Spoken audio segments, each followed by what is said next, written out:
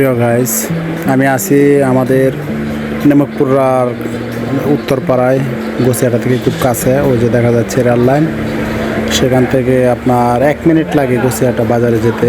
ওই যে মানুষগুলি হাঁটছে, এটা হচ্ছে গোসিয়াটার সীমানা।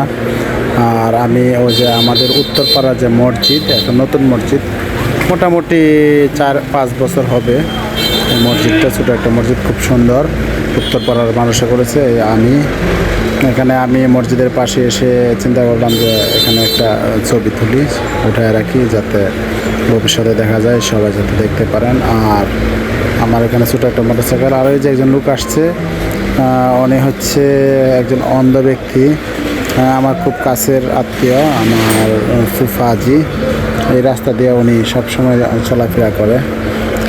আমি জন্মের পর থেকেই দেখে আসছি উনি এইভাবে এই রাস্তা দিয়ে চলাচল করে। আমি কোনোদিন দেখি না কোনো সমস্যা হতে। আলহামদুলিল্লাহ, ওনার জন্য সবাই দোয়া করবেন।